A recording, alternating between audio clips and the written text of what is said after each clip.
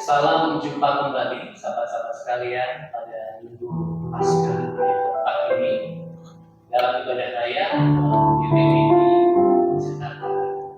Marilah kita menenangkan hati kita, menenangkan diri kita di hadapan Tuhan, dan biarlah kita beribadah kepadanya dengan senang.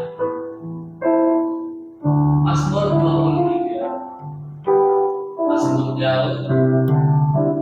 Tuhan adalah gembalaku, takkan kekuranganku. Ia membaringkan aku di padang yang berumput hijau. Ia membimbing aku ke air yang tenang.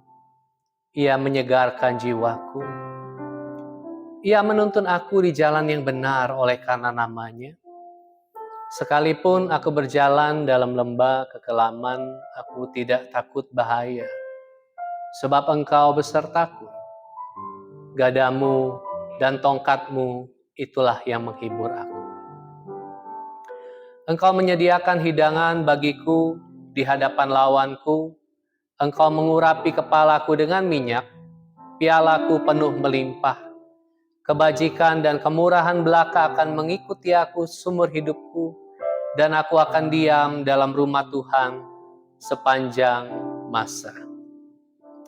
Mari kita nyanyikan pujian ini, Yesus Raja Damai yang turun ke dunia selamatkan manusia.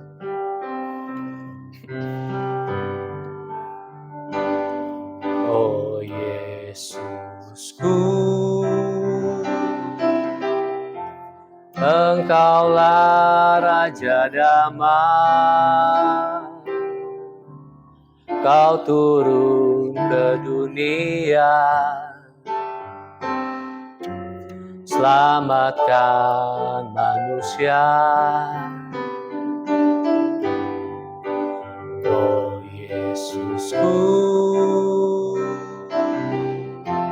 Kau Tuhan penuh kasih.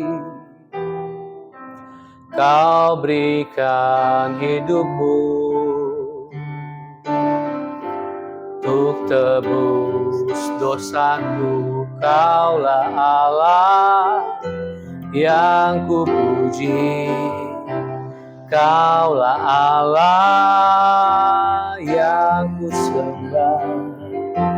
Kemuliaan bagimu di tempat maha tinggi.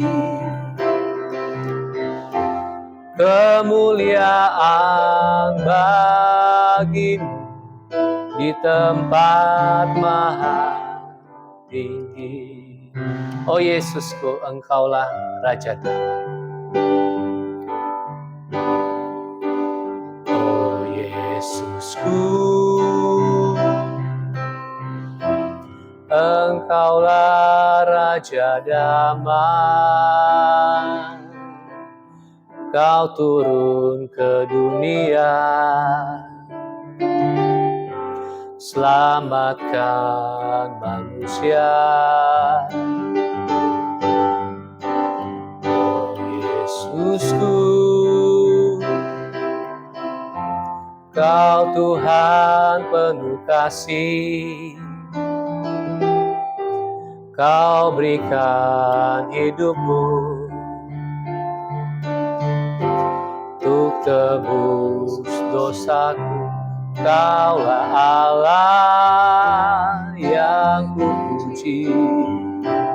Kaulah Allah yang kusembah. Kemuliaan bagimu di tempat maha tinggi.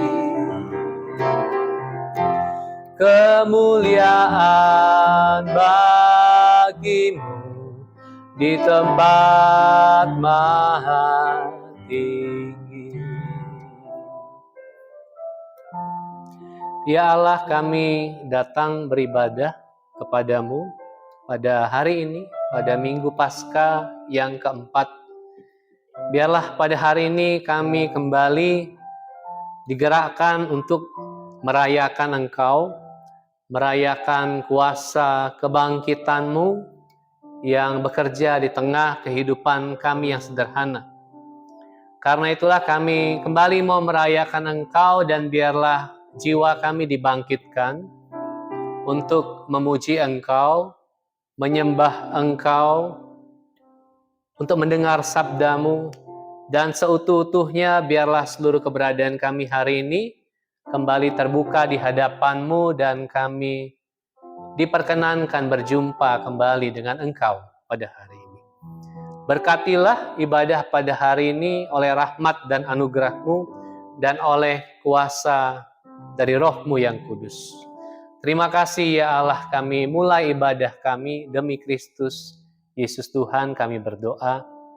Amin. Marilah kita nyanyikan lagu ini. Kita bertemu lagi untuk puji Tuhan. Saya jemput kita untuk bangkit berdiri. Kita bertemu lagi untuk puji Tuhan.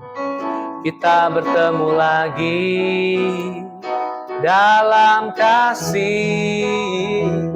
Sesuatu pasti terjadi untuk kebaikan kita. Kita bertemu lagi untuk puji Tuhan. Sekali lagi, kita bertemu lagi untuk puji Tuhan. Kita bertemu lagi dalam kasih. Sesuatu pasti terjadi untuk kebaikan kita. Kita bertemu lagi untuk puji Tuhan. Kita bertemu untuk menyembah Tuhan. Kita bertemu saling mengasihi. Kita bertemu saling menyembuhkan. Puji Dia, glory haleluya. Puji namanya. Kita bertemu lagi. Kita bertemu lagi untuk puji Tuhan. Kita bertemu lagi dalam kasih. Sesuatu pasti terjadi untuk kebaikan kita. Kita bertemu lagi untuk puji Tuhan. Kita bertemu untuk menyembah Tuhan. Kita bertemu saling mengasihi. Kita bertemu saling menyembuhkan. Puji Dia, glory haleluya. Puji namanya. Puji Dia, glory haleluya. Puji namanya. Silakan duduk. Kisah Para Rasul 4 ayat 5 sampai 12.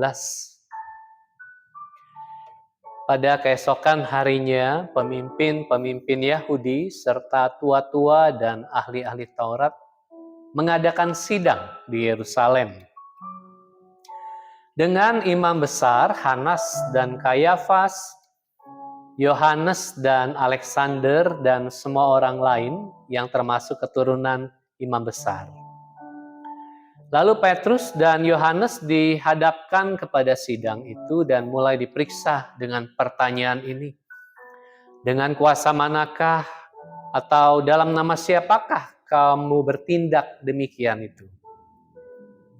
Maka jawab Petrus penuh dengan Roh Kudus, "Hai pemimpin-pemimpin umat dan tua-tua, jika kami sekarang harus diperiksa karena suatu kebajikan kepada seorang sakit, dan harus menerangkan dengan kuasa manakah orang itu disembuhkan, Maka ketahuilah oleh kamu sekalian dan oleh seluruh umat Israel, bahwa dalam nama Yesus Kristus, orang Nazaret, yang telah kamu salibkan itu, tetapi yang telah dibangkitkan Allah dari antara orang mati. Bahwa oleh karena Yesus itulah orang ini berdiri dengan sehat sekarang di depan kamu. Yesus adalah batu yang dibuang oleh tukang-tukang bangunan, yaitu kamu sendiri, namun ia telah menjadi batu penjuru. Dan keselamatan tidak ada di dalam siapapun juga selain di dalam Dia, sebab di bawah kolong langit ini tidak ada nama lain yang diberikan kepada manusia yang olehnya kita dapat diselamatkan. 1 Yohanes 3 ayat 16 sampai 24. Demikianlah kita ketahui kasih Kristus, yaitu bahwa Ia telah menyerahkan nyawanya untuk kita. Jadi kita pun wajib menyerahkan nyawa kita untuk saudara-saudara kita. Barang siapa mempunyai harta duniawi dan melihat saudaranya menderita kekurangan, tetapi menutup pintu hatinya terhadap saudaranya itu, bagaimanakah kasih Allah dapat tetap di dalam dirinya?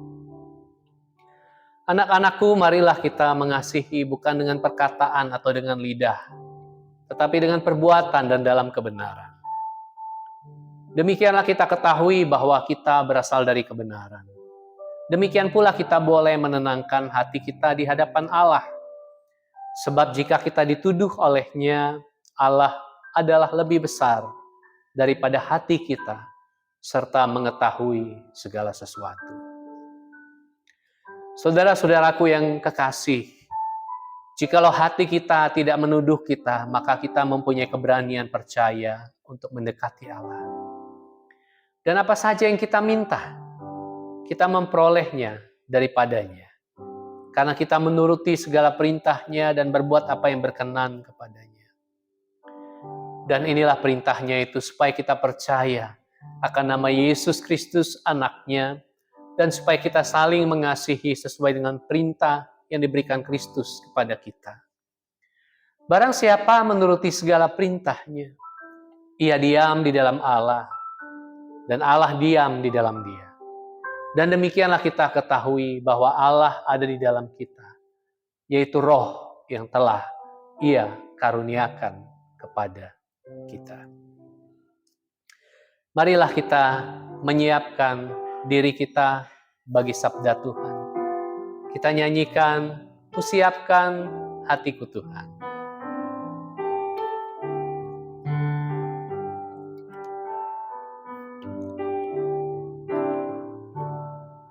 Kusiapkan hatiku Tuhan untuk dengar firman-Mu saat ini. Ku sujud menyembah-Mu Tuhan, masuk hadirat-Mu saat ini. Curahkan urapan-Mu Tuhan bagi jemaat-Mu saat ini. Ku siapkan hatiku Tuhan untuk dengar firman-Mu. Firman-Mu Tuhan tiada berubah.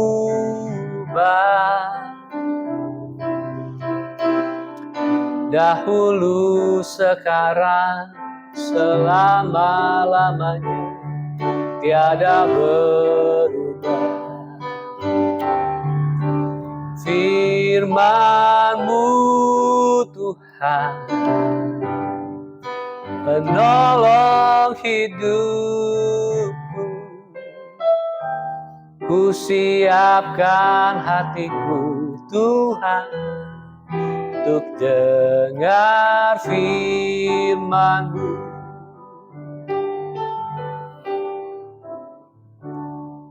Kusiapkan hatiku Tuhan, dengar firman-Mu saat ini.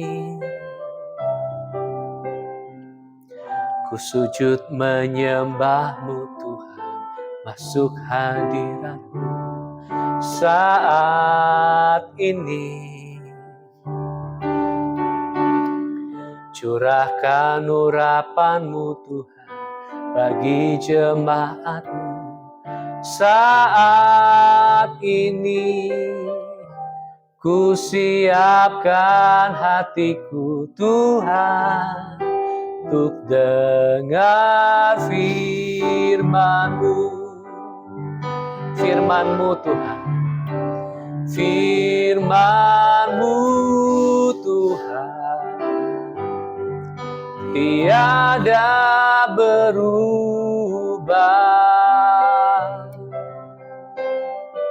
Dahulu, sekarang, selama-lamanya tiada berubah. Firman-Mu Tuhan, penolong hidupku. Ku siapkan hatiku Tuhan, untuk dengar firman-Mu. Kami siapkan hati kami.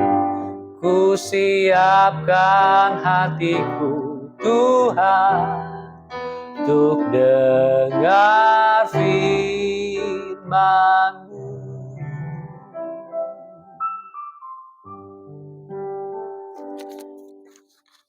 Berbicaralah kepada setiap kami, ya Allah,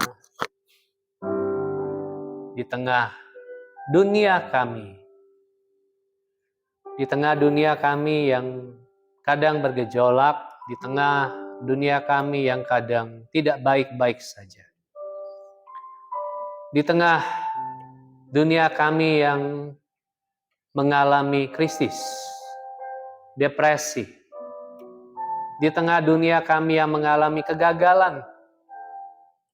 Di tengah dunia kami yang barangkali dipenuhi kepahitan. Oh, teduhkanlah hati kami, teduhkanlah perasaan dan pikiran kami. Bukalah telinga kami, bukalah hati kami bagi Engkau, bagi suara-Mu. Oh, dalam ketidakberdayaan kami, biarlah Roh Kudus-Mu menuntun kami, perbarui kami. Buatlah kami mengenal jalan-Mu dan kehendak-Mu.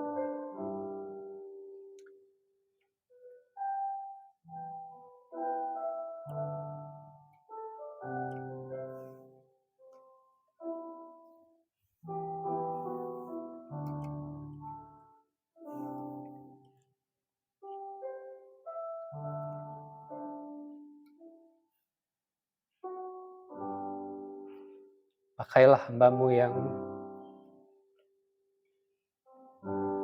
terbatas ini, ya Tuhan.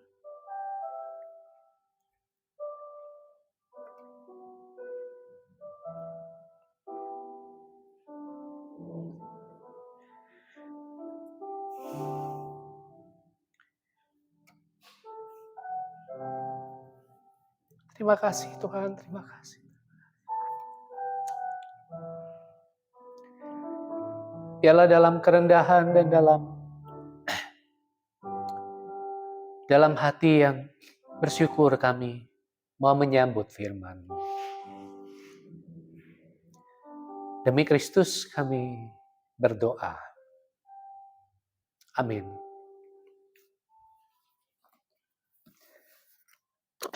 Saya mengajak kita untuk membaca dari Yohanes pasal yang ke-10 ayat 11 sampai 18. Saya akan membacakan dari terjemahan baru 2. Akulah gembala yang baik. Gembala yang baik memberikan nyawanya bagi domba-dombanya. Seorang upahan yang bukan gembala dan yang bukan pemilik domba-domba itu sendiri, ketika melihat serigala datang, meninggalkan domba-domba itu lalu lari. Sehingga serigala itu merebut dan mencerai-beraikan domba-domba itu. Ia lari karena ia seorang upahan dan tidak memperhatikan domba-domba itu. Akulah gembala yang baik, dan aku mengenal domba-dombaku dan domba-dombaku mengenal aku. Sama seperti Bapa mengenal aku dan aku mengenal Bapa, dan aku memberikan nyawaku bagi domba-dombaku. Aku juga mempunyai domba-domba lain yang bukan dari kandang ini. Domba-domba itu harus kutuntun juga, dan mereka akan mendengarkan suaraku, dan akan ada satu kawanan dengan satu gembala. Bapa mengasihi aku karena aku memberikan nyawaku agar aku mengambilnya kembali. Tidak seorang pun mengambilnya dari aku, melainkan aku memberikannya menurut kehendakku sendiri. Aku berkuasa memberikannya dan berkuasa mengambilnya kembali. Inilah perintah yang kuterima dari Bapakku. Demikian pembacaan firman Tuhan. Berbahagialah kita yang merenungkan dan menghayatinya dalam kehidupan kita sehari-hari. Beberapa waktu yang lalu kita dikejutkan oleh peristiwa seorang selebgram memutuskan untuk mengakhiri hidupnya, dan dia menggantung dirinya dan menyiarkannya secara langsung di live Instagram dan menghebohkan jagat dunia maya. Banyak sekali orang yang men-share video itu, dan tentu banyak orang juga yang terkejut dan juga berduka karenanya. Karena pastilah selebgram itu punya saudara, punya keluarga, punya sahabat dekat yang pasti kehilangan dirinya. Itu mengejutkan. Dan kita mendapati dalam beberapa waktu belakangan peristiwa-peristiwa yang serupa. Yang secara demikian orang memutuskan mengakhiri hidupnya dan menyiarkannya secara langsung di media sosialnya. Beberapa waktu yang lalu saya menyimak data dari Kompas, data terbaru. Kompas mendata bahwa sesimpel-simpelnya data itu mengatakan bahwa 3 orang per hari di Indonesia memutuskan untuk mengakhiri hidupnya. Ini persentase yang lumayan. Karena sehari ada 3 orang yang memutuskan untuk mengakhiri hidupnya di Indonesia, tempat kita tinggal bersama. Alasannya bermacam-macam. Orang memutuskan untuk mengakhiri hidupnya, tidak ada alasan yang tunggal, tidak ada. Barangkali karena masalah krisis yang menderanya sedemikian rupa, penolakan demi penolakan, akhirnya orang memutuskan untuk selamat tinggal terhadap hidup ini. Ada faktor yang lebih biologis, gangguan fungsi otak, atau struktur otak tertentu, atau gejolak hormonal tertentu, atau faktor genetik yang sebetulnya tidak bisa diabaikan juga. Kalau ada orang tua kita yang punya kecenderungan untuk melakukan bunuh diri, maka ada kemungkinan sang anak juga punya kecenderungan yang sama. Ada faktor biologis di sana. Sekali lagi, tidak ada faktor yang tunggal. Kita tidak menyederhanakan dan kita prihatin dengan persoalan ini. Apalagi kalau itu menimpa salah satu orang yang kita kenal. Teks bacaan yang kita baca pada hari ini dimulai dengan indah. Mazmur 23 adalah mazmur yang sangat indah. Barangkali Anda dan saya dari dulu sudah membacanya berulang-ulang. Tapi setiap kali Anda membaca dan mendengar mazmur itu, Anda dan saya akan selalu seperti imajinasi dan perasaan kita dibawa kepada situasi yang selalu baru. Dan seperti kita kembali menjumpai mazmur itu seperti pertama kali kita menemukan dan membacanya. Saya pun demikian ketika membaca Mazmur 23 ini. Mazmur yang sudah sama-sama kita kenal.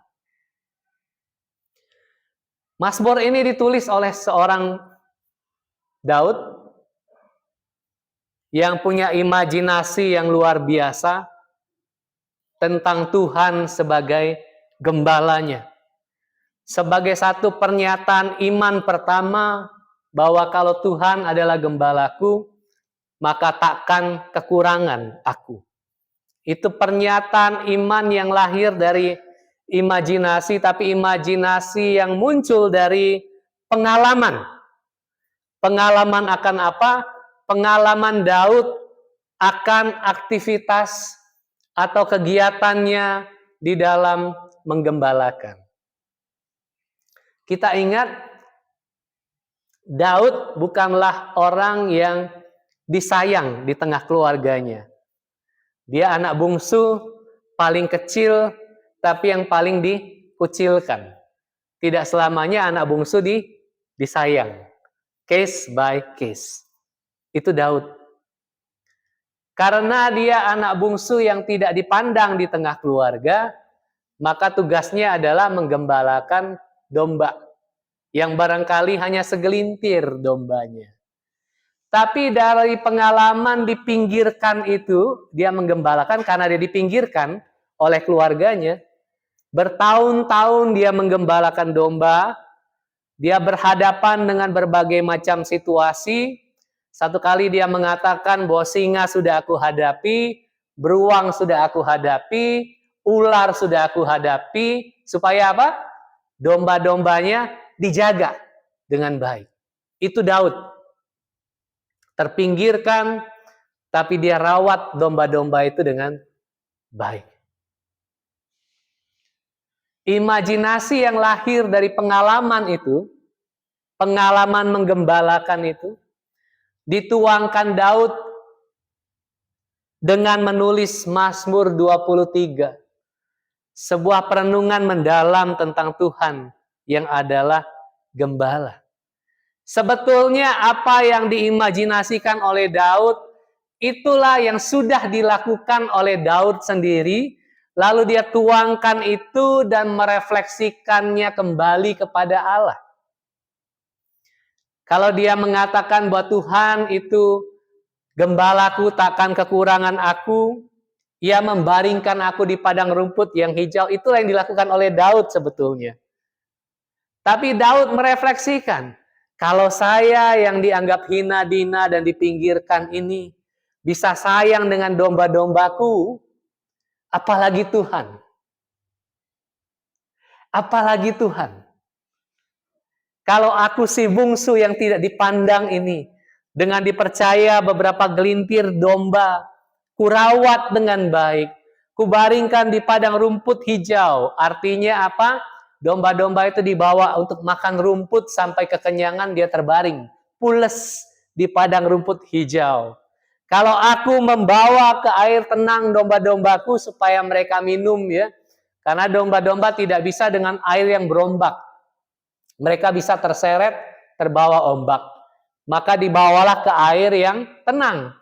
Dan dipastikan di dalam air itu tidak ada predator, seperti buaya dan sebagainya. Gembala harus mengeceknya, supaya air itu betul-betul tenang. Itu yang dilakukan oleh Daud. Tapi dari sana dia merefleksikan, oh, kalau itu saja bisa kulakukan, aku tahu bahwa Tuhan pasti lebih baik daripada aku. Aku tahu Tuhan pastilah gembalaku yang jauh lebih baik daripada aku sebagai gembala yang terpinggirkan. Sebetulnya itu Mazmur 23 adalah refleksi pengalaman tindakan sehari-hari, aktivitas sehari-hari Daud sebagai seorang gembala domba yang kecil. Ia menuntun aku di jalan yang benar. Domba-domba itu pada akhirnya harus dituntun kembali ya. Ada tracknya, ada jalurnya. Jalurnya adalah kembali ke rumahnya tentunya pada akhirnya. Kembali ke kandangnya lagi. Setelah berkelana dan seterusnya, dan seterusnya. Ke jalan yang benar.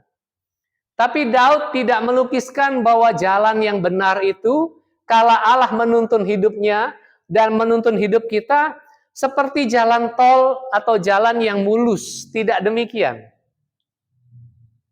Pengalaman Daud membawa menuntun domba-dombanya, ada berbagai macam lanskap yang dilewati. Berbatu, kering, tandus, ada padang rumput, ada air tenang, mungkin ada sedikit air terjun di sana, bisa menikmati air. Ada juga apa? Lembah kekelaman.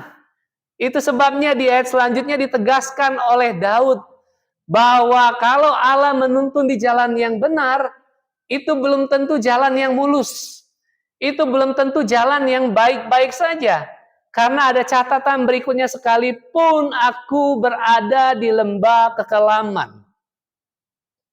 Apa bahaya yang mengancam di balik lembah kekelaman? Lembah kekelaman itu adalah lembah yang curam. Lembah yang curam itu luput dari pancaran sinar matahari. Jadi ada titik buta matahari, di dalamnya sedemikian gelap, sedemikian kelam, sehingga situasi gelap dan kelam itu menjadi situasi kondusif dan nyaman bagi predator-predator tertentu untuk tinggal di sana. Ular misalnya. Ular adalah makhluk yang menyukai situasi yang gelap itu. Ketika melewati lembah kekelaman, salah satu ancaman terbesar adalah ular berbisa yang mengintip, yang mengendap, yang menyelinap di balik kekelaman dan kegelapan itu. Maka kalau orang yang biasa masuk hutan, ini pada kasus hutan ya, dia akan berhati-hati sekali kalau sudah malam. Karena sebagian besar ular beracun itu aktif sekali pada waktu malam. Dan Anda bisa bayangkan di lembah kekelaman, itu setiap detiknya adalah malam. Tidak ada siang. Mengapa? Karena dia lembah yang tidak disorot oleh sinar matahari. Artinya apa? Kemungkinan besar binatang buas seperti ular berbisa itu aktif sepanjang hari di dalam lembah kekelaman. Artinya jalan yang benar, ketika Tuhan itu adalah gembala menuntun ke jalan yang benar, jalan itu belum tentu tanpa bahaya. Jalan itu belum tentu tidak ada ancaman. Jalan itu belum tentu baik-baik saja. Sekalipun aku berjalan dalam lembah kekelaman. Tapi Daud mau mengatakan, dia mengimajinasikan dirinya sendiri seperti domba. Sekalipun aku berada di dalam lembah kekelaman, aku tidak takut bahaya. Persoalan apa yang di hadapan kita, yang kelam, yang gelap, yang berbahaya, mengancam dan berbisa, itu tidak perlu menakutkan kita. Ini menarik Daud ya, pernyataannya berani sekali. Dia tidak takut bahaya. Bukan tidak ada bahaya. Bukan tidak ada bahaya, tapi dia tidak takut bahaya. Karena gembala itu punya senjata, gada untuk menghalau binatang buas, tongkat juga bisa menghalau ular, begitu ya, sama menalik leher dombanya, kalau dia mulai terjatuh ke tepi jurang, ditarik. Ada senjata gembalanya. Dan yang menarik adalah Daud merefleksikan, engkau menyediakan hidangan di hadapan lawan-lawanku. Wow, ini pernyataan yang kuat sekali. Setelah dia mengatakan bahwa Tuhan menyegarkan jiwanya. Engkau menyediakan hidangan di hadapan lawan-lawan. Saya bayangkan domba-domba itu makan di padang rumput hijau itu ya, sampai kenyang. Pasti sesekali ada yang mengintai. Singa barangkali, atau harimau, atau serigala yang mengendap mau menyantap domba yang sedang makan itu. Tapi tentu gembala itu berjaga supaya domba itu tetap bisa menyantap di hadapan lawan-lawan itu tanpa dikenai tindakan yang berbahaya, diterkam atau dimakan oleh binatang buas dan seterusnya. Menarik apa yang dilukiskan oleh Daud. Mengurapi kepala dengan minyak untuk menghalau oleh tawon, lebah, serangga gitu ya. Kepalanya kadang-kadang domba perlu diolesi supaya dijauhkan dari serangan-serangan binatang-binatang yang terbang gitu. Pialaku penuh melimpah. Artinya Daud mau melukiskan bahwa walaupun jalan itu tidak baik-baik saja, tapi kita dijamin piala yang penuh melimpah. Artinya apa? Di dalam Tuhan kita menang. Di dalam Tuhan tersedia kemenangan. Tapi kemenangan yang disediakan mungkin jalannya bukan sesuai dengan jalan yang kita inginkan. Tapi piala yang penuh melimpah itu melukiskan bagaimana Allah menuntun kita ke dalam kemenangan. Di dalam kehidupan kita yang tidak baik-baik saja. Itu yang pertama.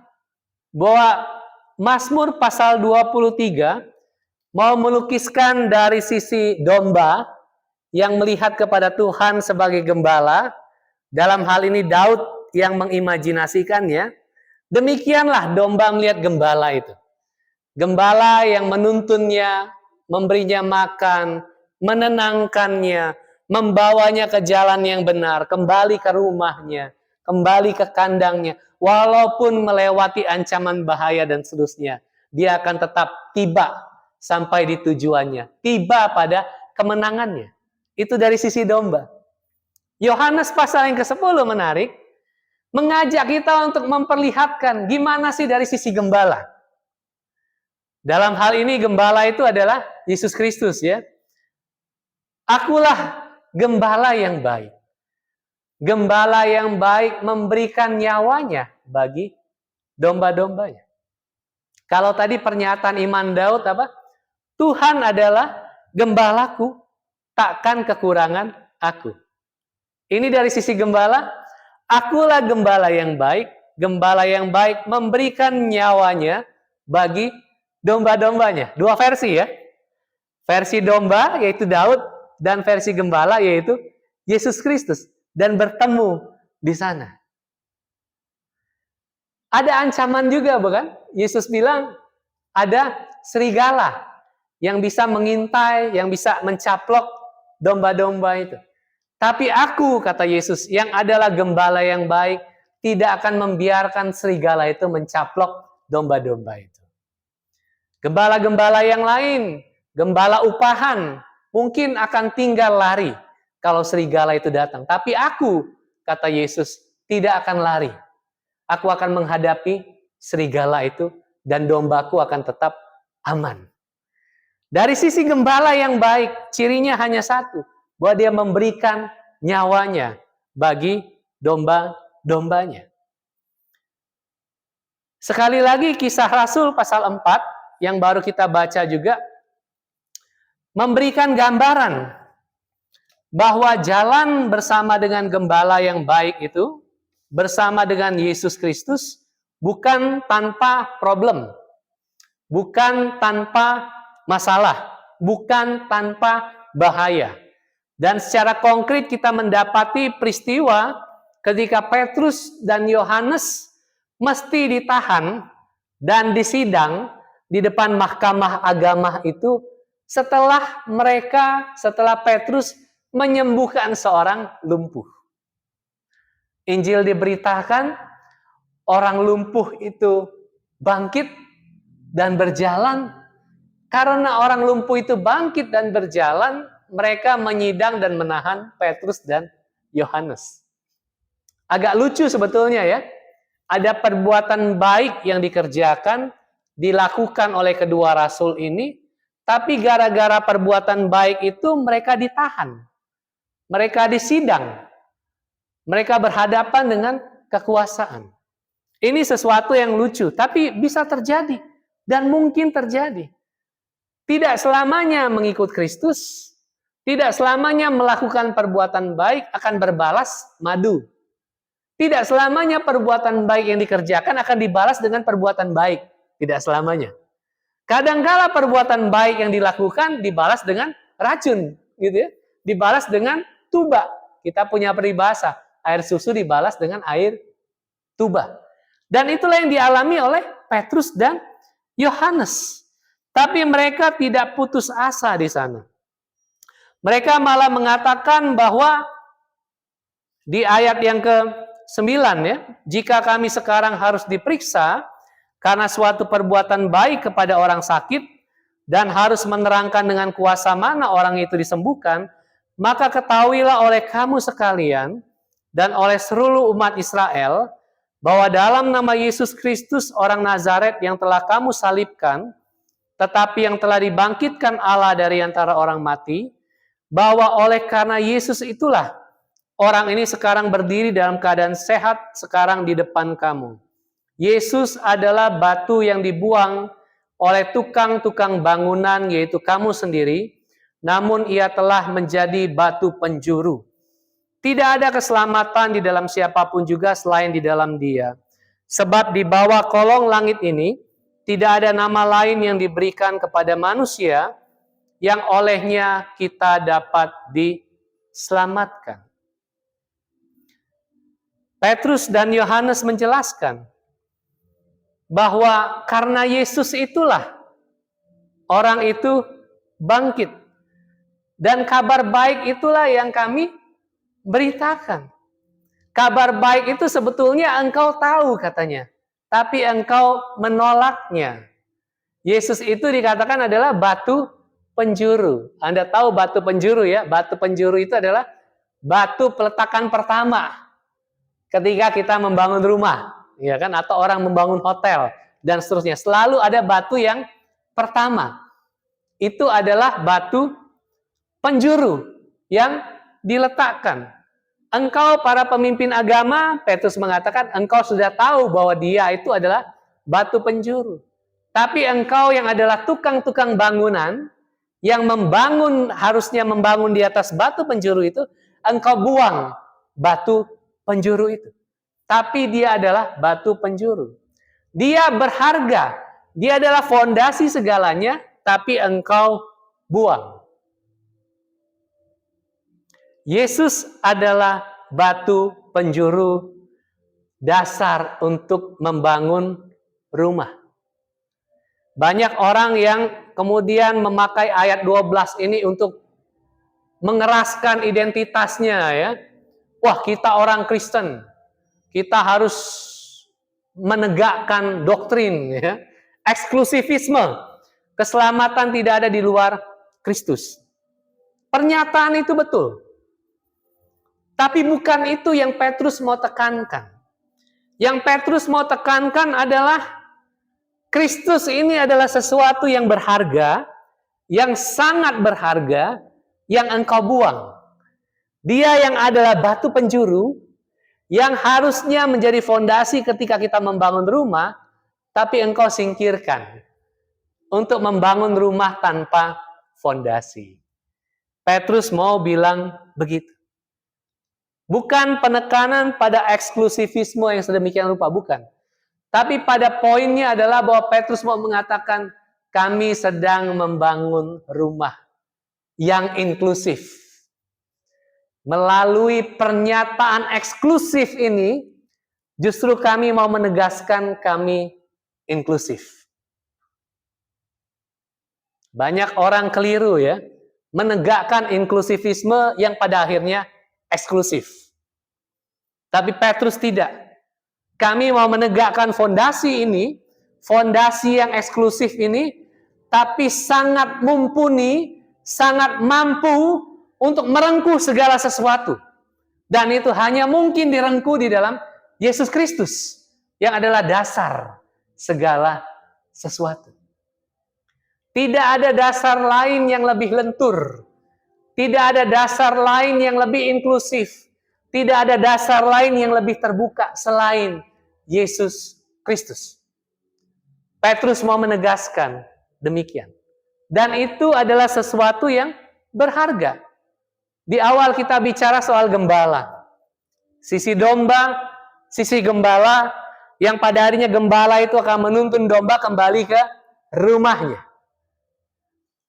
Dan kisah para rasul pasal yang keempat mengatakan kepada kita bahwa fondasi kembali ke rumah itu adalah kembali kepada sang gembala itu, yaitu Yesus Kristus yang adalah batu penjuru. Dia adalah fondasi bagi rumah yang terbuka. Dia adalah fondasi bagi rumah yang ramah. Dia adalah fondasi bagi rumah yang inklusif. Dari gembala tiba ke rumah, dan yang terakhir, teks kita mengantarkan kepada kita, rumah seperti apa? Pertanyaannya itu. Dari perjalanan ke kediamanan, dari perjalanan penggembalaan sampai kepada kediaman rumah. Tapi pertanyaannya, rumah seperti apa yang disediakan oleh Allah, Sang Gembala di dalam Kristus yang adalah batu penjuru itu? Kita tiba pada 1 Yohanes pasal yang ketiga tadi. Rumah itu adalah rumah yang dipenuhi dengan kasih. Rumah itu adalah rumah tangga yang tata aturannya ada pada pasal 3 ayat yang ke-16. Bunyinya seperti ini, saya bacakan. Dengan inilah kita mengenal kasih, yaitu bahwa Kristus telah menyerahkan nyawanya untuk kita. Jadi, kita pun wajib menyerahkan nyawa kita untuk saudara-saudara kita. Rumah itu adalah rumah yang eksklusif, tapi rumah itu sekaligus adalah rumah yang bisa menampung segala sesuatunya, karena tata dasar rumah tangganya adalah kasih. Kristus sudah menyerahkan nyawanya. Maka Yesus mengatakan, Yohanes mengatakan bahwa engkau pun, kita pun wajib menyerahkan nyawa kita untuk saudara-saudara kita. Praktiknya di ayat yang ke-17 dikatakan, siapa yang mempunyai harta duniawi dan melihat saudaranya menderita kekurangan, tetapi menutup pintu hatinya terhadap saudaranya itu, bagaimana kasih Allah dapat tinggal di dalam dirinya? Anak-anakku, marilah kita mengasihi bukan dengan perkataan atau dengan lidah, tetapi dengan perbuatan dan di dalam kebenaran.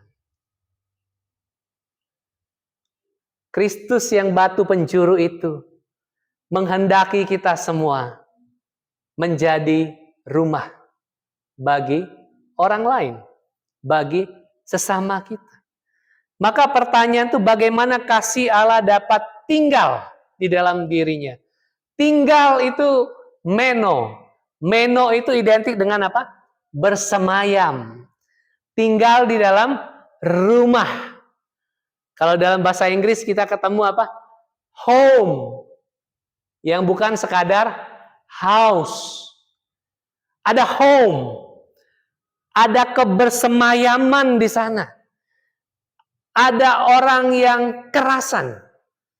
Ada kebetahan di sana. Kasih Allah tinggal betah melalui home itu. Yang batu penjurunya adalah Kristus. Tidak ada batu penjuru lain yang bisa merangkul semesta. Tidak ada batu penjuru lain yang lebih terbuka. Tidak ada batu penjuru lain yang lebih benar selain Kristus. Dia adalah batu penjuru bagi rumah yang terbuka bagi semua. Kasih Allah tinggal di dalamnya. Ayat yang ke-23 sebagai penutup. Inilah perintahnya. Jadi tata rumah tangga itu ada perintah. Supaya kita pertama apa? Percaya kepada nama Yesus Kristus anaknya. Dan saling mengasihi sesuai dengan perintah yang diberikan Kristus kepada kita. Percaya Kristus, dia batu penjuru. Perintah yang kedua, saling mengasihi. Menjadi rumah dan kasih Allah tinggal di dalamnya. Apa harapan bagi kita pada hari ini? Kita dipanggil melalui teks-teks yang sudah kita baca. Melalui imajinasi tentang Tuhan sebagai gembala. Menuntun kita sampai kepada rumah. Dan rumah yang adalah home, yang basisnya adalah Kristus. Yang kemudian terbuka kepada semua. Dan di dalam rumah itu tata aturannya adalah kasih. Dan kasih itu dicontohkan oleh Kristus yang memberikan dirinya. Dan kita pun diwajibkan memberikan diri kita bagi sesama. Maka pada hari ini, harapan bagi kita. Kita dipanggil bukan untuk mengakhiri hidup kita. Kita prihatin dengan teman-teman orang-orang yang memutuskan untuk mengakhiri hidupnya. Kita prihatin. Tapi dengar, renungan kita, panggilan kita pada hari ini. Kita dipanggil bukan untuk mengakhiri hidup kita. Sesusah, sesulit apapun kita bergumul, bergumullah di dalam lembah kekelaman itu. Dan percayalah di tengah kegelapan itu Allah bersama. Amin. Percayalah di sana. Tidak apa-apa, lewati lembah kekelaman itu. Lewati setiap ancaman bahaya. Lewati kehidupan Anda dan saya yang tidak selalu baik-baik saja.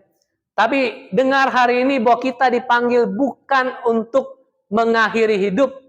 Melainkan untuk membagikan hidup. Gembala, rumah, dan kasih. Dan kita dipanggil ke dalamnya. Direngkuh di dalam rumah yang kerasan itu, yang penuh kasih itu, karena Allah sudah membagikan dirinya kepada kita. Kita diundang di dalam rumah itu, membagikan diri kita kepada sesama. Kita diterima, disambut di dalam rumah Allah itu, dan kita dipanggil menjadi rumah. Jangan akhiri hidupmu, teruskan hidupmu, lanjutkan, bagikan hidupmu. Dan lihatlah bahwa kekuatan Allah menyertai kita semua. Amin. Mari berdoa. Terima kasih buat hari ini ya Allah. Biarlah di tengah keprihatinan kami, ada banyak orang yang memutuskan untuk meninggalkan dunia ini, tidak melanjutkan kehidupan. Betapa kami juga berduka, karena ada keluarga-keluarga, sahabat-sahabat yang harus ditinggalkan dan juga menangis di sana. Tapi hari ini kami juga mau bersama menyambut kabar gembira ini, bahwa di tengah kekelaman kami, di tengah pergumulan kami, baik secara mental kami maupun ada faktor-faktor lain termasuk faktor biologis yang mendorong, mendrive kami, tapi biarlah itu tidak membuat kami tidak bangkit. Tapi biarlah di tengah keputusasaan dan lembah kekelaman, kami bisa muncul oleh anugerah-Mu secercah harapan untuk melihat bahwa Engkau adalah gembala yang baik, yang menuntun kami sampai ke rumah. Karena itulah pula Tuhan, karena kami diterima dan disambut oleh kasih yang besar itu, biarlah melaluinya kami mau belajar untuk tidak mengakhiri hidup kami, tetapi membagikan hidup kami kepada orang lain. Dan dengan demikianlah kami meniru Kristus sebagai murid-murid Kristus. Kuatkanlah kami yang sedang putus asa. Kuatkanlah kami yang sedang menghadapi lembah kekelaman yang barangkali berkepanjangan. Biarlah kami menerima kekuatan dari Allah. Demi Kristus kami berdoa. Amin. Mari jemaat Tuhan yang terkasih, bersama dengan gereja Tuhan di segala tempat dan segala abad, dengan bangkit berdiri, kita mengakui pengakuan iman rasuli.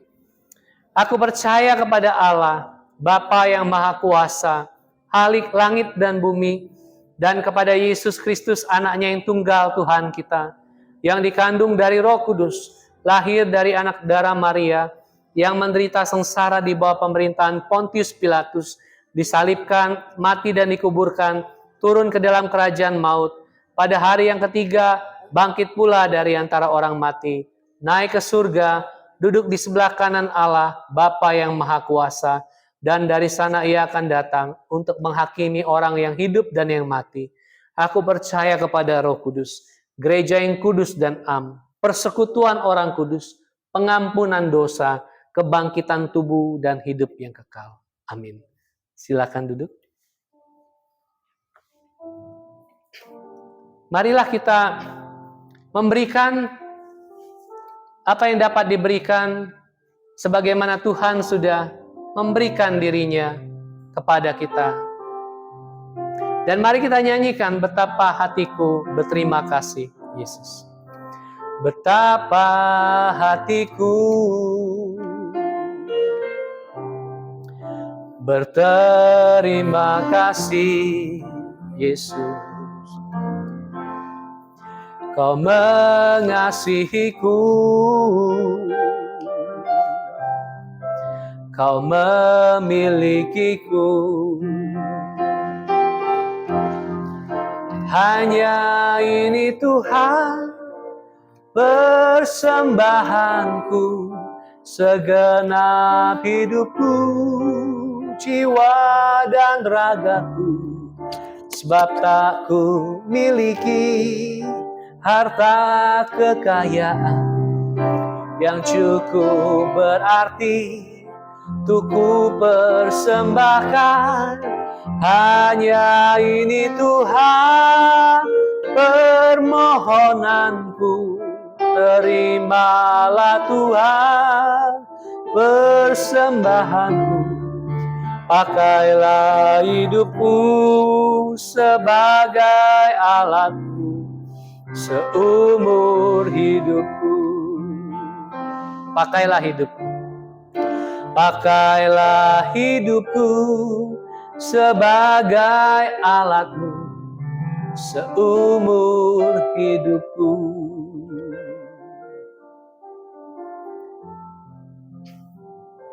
Terima kasih karena kami tidak dibiarkan sendirian dalam setiap pergulatan kehidupan kami, dalam lembah kekelaman, masalah mental, depresi, gejolak-gejolak hormonal, atau faktor-faktor genetis yang menyetir kami kadangkala.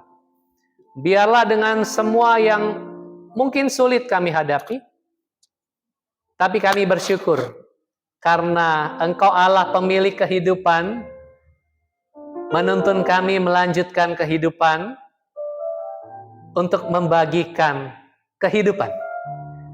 Biarlah Allah yang adalah rumah bagi kami semua menolong kami untuk menyambut yang lain, menjadi rumah juga bagi orang lain. Demikian kami menerima kekuatan kami, demikian kami menerima kasih Allah senyata-nyatanya berlaku di tengah kami.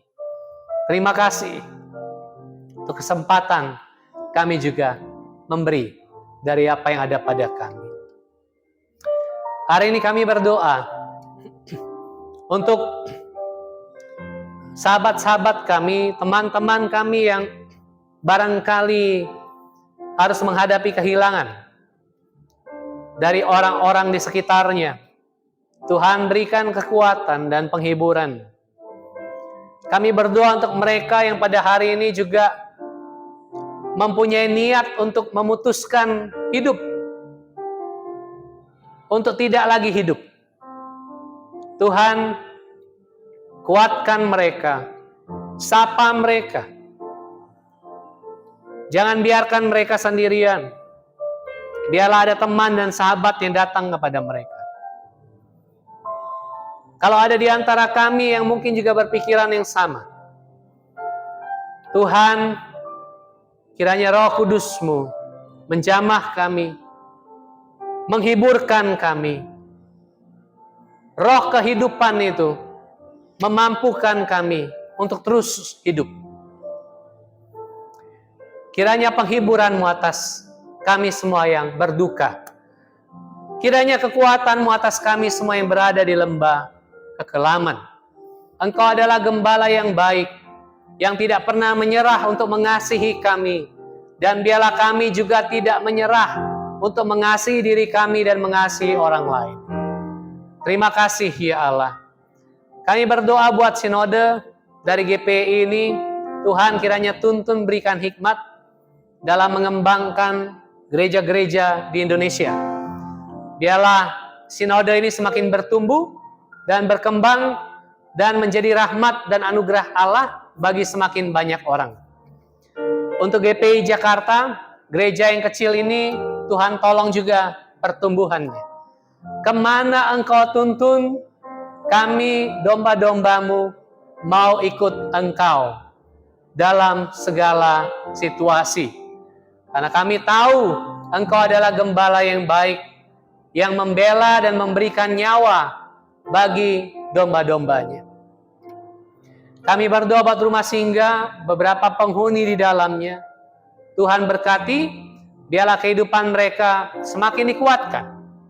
Dan komunikasi di dalamnya juga Tuhan berkati adalah komunikasi yang kasih dan saling membantu di tengah rumah singgah yang sederhana ini.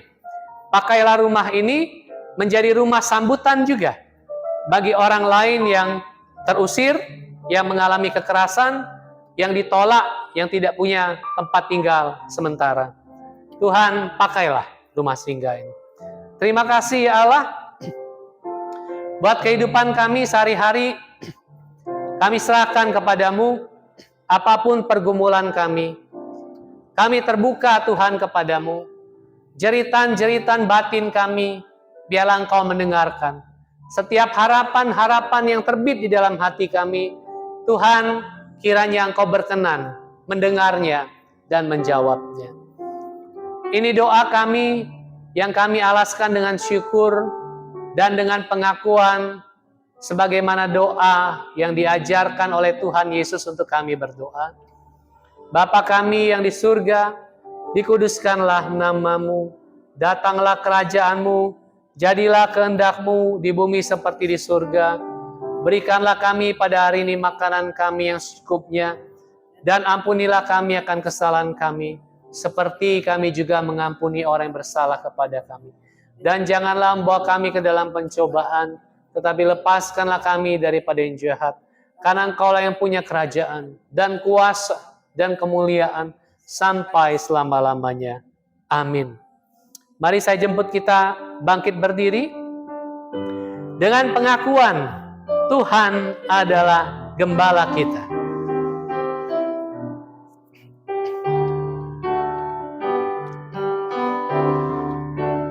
Tuhan adalah gembalaku, takkan kekurangan aku. Ia membaringkan aku di padang yang berumput hijau. Ia membimbingku ke air yang tenang. Ia menyegarkan jiwaku.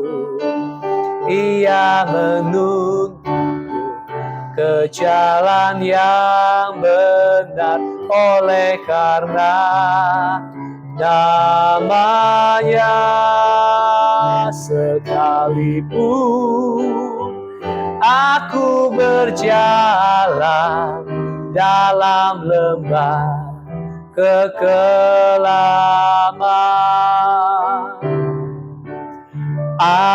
aku tidak takut bahaya. cahaya, sebab Engkau besertaku. Gadamu dan tongkatmu, itulah yang menghibur aku. Ia membimbingku ke air yang tenang, Ia menyegarkan jiwaku. Ia menuntunku di jalan yang benar, oleh karena namanya. Dan aku pun akan berdiam dalam Tuhan sepanjang masa.